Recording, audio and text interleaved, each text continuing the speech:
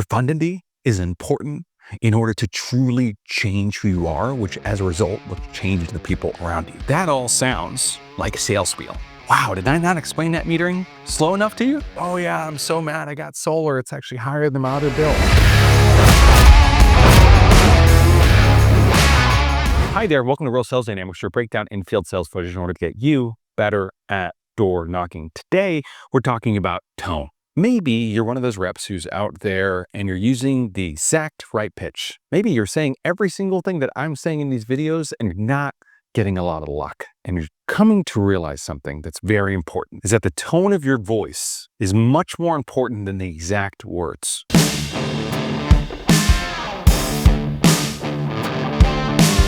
I often put it this way, it really doesn't matter what you say in the very beginning of your pitch. They just want to know that they can trust you. Then you'll figure out what their problems are, and then they'll actually listen to your solution as a result. But if you're just blankly staring in their face going, I'm here from the meter team, did anyone stop by recently?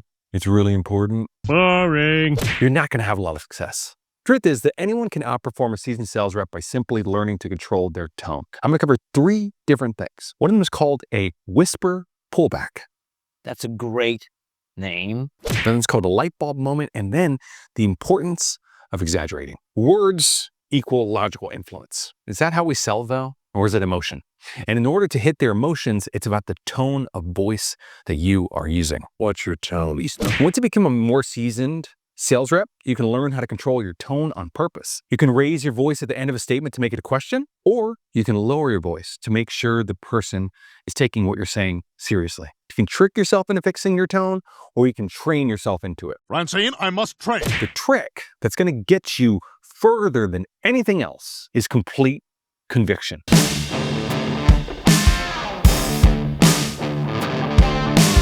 If you don't believe in what you're selling, you can't get others to believe it either. So if you're working for a company in which you know that install is probably not going to go very well, if you believe that every single client is going to cancel on you, if you don't really know if you're going to get paid at the end of the day, it's difficult to have conviction. It's so difficult. So if you're brand new, make sure to actually know your product. Take a look at the reviews of your company. If they're really good, those customers probably aren't just getting bought or lying to. Most people are happy with the solar installations they have all across the entire country. In fact, there was a Forbes article that over 90% of Americans are happy with the solar installations that they have. Just because you run into a couple of clients who maybe had an issue, that's okay. Because a lot of people don't even recognize what they have. You often find old people. How dare you call me that? Mad that their cell phone isn't working as quickly as they wanted to, while not remembering the fact that just 30 years ago, there were no cell phones to speak of whatsoever. And that Bejeweled game is just Chinese spyware and has nothing to do with their Apple phone. Get this to tech, have them scan it for spyware. And you'll actually run into customers quite often who will say things like, oh yeah, I'm so mad I got solar. It's actually higher than my other bill. And then you do a 2-year look back on that customer, and it turns out they're spending $200 now in a neighborhood where they would have been spending $350.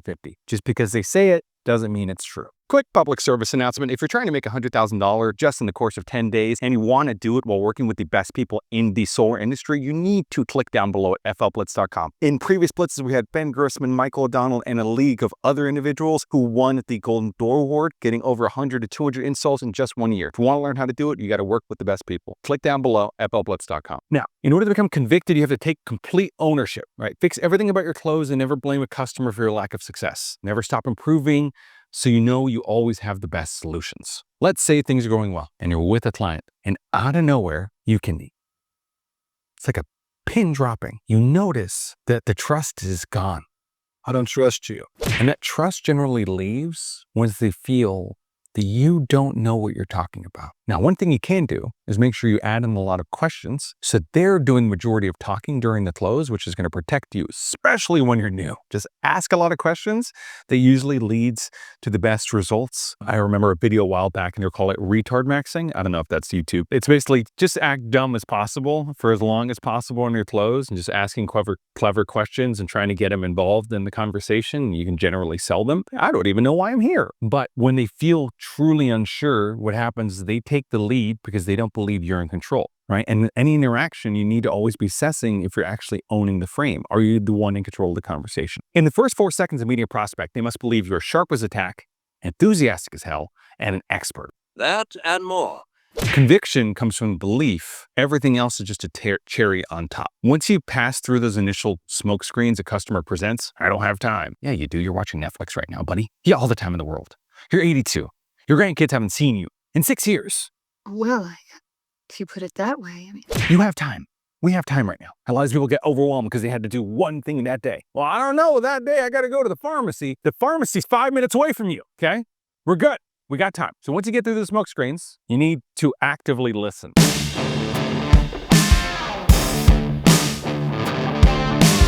What are they trying to tell you? And whatever they're stating during that time has to be as interesting to you as watching John Wick 4. Very interesting.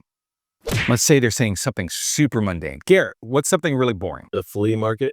Yeah, I was just at the flea market and really? Is it a pretty big one?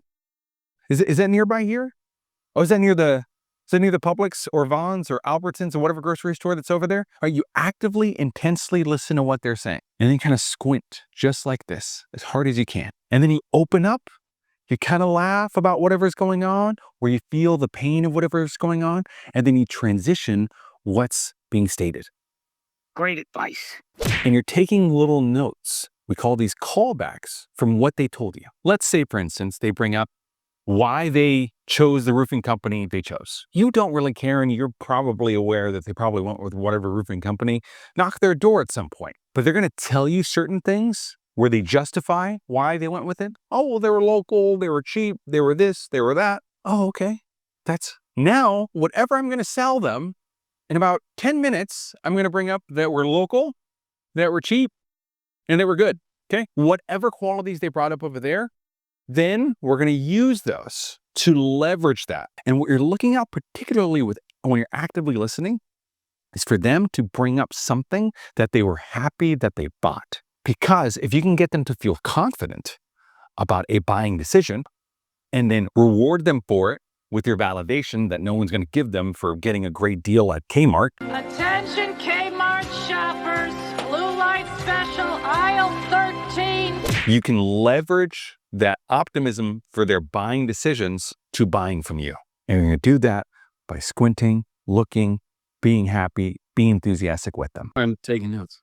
1 second, and then we're getting back to the episode. If you are a fan of this channel and my content in general, I'm Real Garrett Frazier on Instagram. I've been with Real Sales Dynamics from day one. I was in some of the early episodes. Now I'm making all of the episodes. If you want to find out how to develop a personal brand like this, like the Wolf of Solar, like some of our other clients that I work with, Lee Haight, follow me on Instagram, Real Garrett Frazier. But otherwise, let's go ahead and get back into the episode. What's important though, when you get to that portion where you are going to really try to sell them on something, is to slow the fuck down.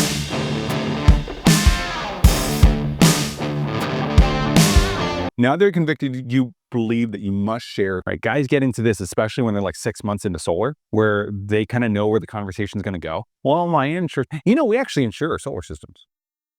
Well, we actually have a 25-year roof penetration warranty. Oh, well, how does it work with the utility company? So what we're going to go ahead and do is we're going to install the solar panels. We're going to produce power during the day. They're going to sell that energy back over to Duke. You're going to get a credit that covers you at nighttime so that you have a negative bill. Slow down. That all sounds like a sales spiel, and it sounds rehearsed and deliberate and like you're not actually listening to the person. So what you're going to want to do is you're going to want to talk fast whenever you're doing a transition. So let me explain something real quick. The way it works, when it works, is this, right? So I go fast and then I go slow. So you go quick during transitions and then you slow down in order to explain things. And if you notice that there's a twinkle in their eye that's going, I have no idea what this man is saying, you take on full accountability in that situation. I'm sorry. I think I did a terrible job of explaining that. Let me try again. And then you pull another analogy out, another analogy out, and another analogy out. And then finally, you're able to get that person to be able to connect with you. One of the biggest pitfalls I had when I first moved out to Florida, right? I was selling California for a long time, and I get to see this every single time a California guy comes through one of our blitzes. They talk way too fast. And I went from selling 30 a month in California to selling jack squat for my first couple weeks out here. And then I started listening to people. I was like, y'all talk slow. It's slow, it's so slow. And you have no idea what I'm talking about. Half the time, by the time I was getting to my close, I was showing the numbers. I was like, yeah, it's going to be $200 a month now. He's like, I don't want to do that. Like, we're spending 300 right now. He's like, yeah, well, you're going to make me spend 300 and 200. Like, wow, did I not explain that metering slow enough to you? Am I going too fast for you? This is a good rule to live by the way. The smaller the population around you, the slower they talk. And you'll find this with big cities, everyone walks really fast, they talk really fast, and smaller communities, they talk really slow and they walk really slow. And there's a lot of studies that show that. And when you're using these tonal little hits with things, what you're gonna wanna do too is you're gonna wanna make sure that you say these things in just the right way. And they're called tie downs.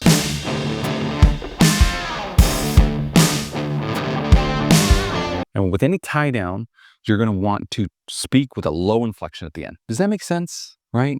You would agree, right? You could see that this would be a good fit for you guys, right? What that's doing is getting the person to agree with whatever premise you just gave them, or at least that there's a level of understanding. But when you say right, which I say way too often, make sure it's with a downward inflection, not an upward inflection. Case in point, right? Right? Right? Right? That's really annoying. Man, that was annoying. So never with the upward inflection, okay? Now, when you're dealing with old people, you got to get loud, especially when you're outside.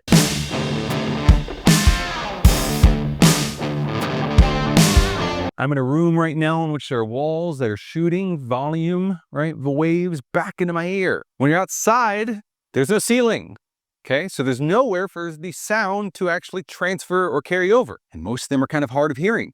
You've probably lost out on a couple pitches because, hey, I'm just here from the meter team. Any meter team coming up your guys' door? I can't hear you! They can't hear what you're saying. They look at you mumble and go, what is this freak doing right in front of my house? He's looking at you and he's like, this guy's trying to do satanic witchcraft in front of me. You possessed. It just looks weird. So you gotta talk loud. Right now I'm speaking too loudly for an office space. These people back here can absolutely hear me. Nearly every person that you meet needs to be at least 2 points louder than they normally are when engaging with a customer, especially when they're knocking doors. If you're really quiet when you're knocking doors, they're going to be freaked out. They might not hear you, and they're probably not gonna trust you because they're thinking, why is he not willing to talk loud enough so that my neighbors can hear? Keep in mind, don't speak loudly in front of their door before they open up the door. They can hear everything you're saying, usually, okay? So if we're talking about your commissions, as soon as you knock a door, bad idea. So that ensures that they can literally hear you. What you do is you go from being really loud to getting quiet when you need to say something important. And that constant variation keeps them engaged. Yeah, so the way it works, when it works, you explain that meter. And then when you want to create that level of anticipation, what we might be able to do is actually completely eliminate your utility bill. I'm not sure though. I'm not sure if we're going to be able to do that. We're going to go and see. And you also use that quiet little pullback thing when you're trying to get them more engaged in the conversation. What we might be able to do is actually get an air conditioner wrapped into your solar payment so you guys don't have to spend like, what are those, like $8,000 to buy one of those cash. That way, you're creating the level of variation and you can win the customers over in order to ensure that you're winning and winning and winning. And the key to doing that is being convicted and using these tonal cues that will keep you more interesting, not only when you're on the doors, but when you're hanging out with people. This is why sales guys are generally some of the most interesting and fun people to talk about, even when they have nothing to say at all, simply because they have so much variation in their voice that's like listening to a guitarist shred. Nothing of substance, but boy, it was a lot of fun. Okay, I love hearing your voice.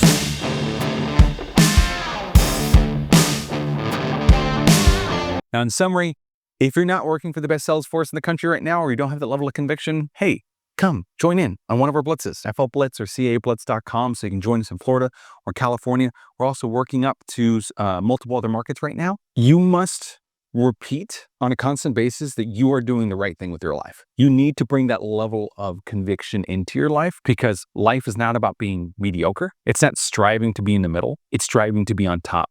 Rule number one. I'm number one. And that level of profundity is important in order to truly change who you are, which as a result will change the people around you. Get a level of conviction in order to be convicted enough to actually sell someone. By the way, this is going to be an ongoing series in which I'm giving you guys a little bit of nuggets from the blitzes that I run.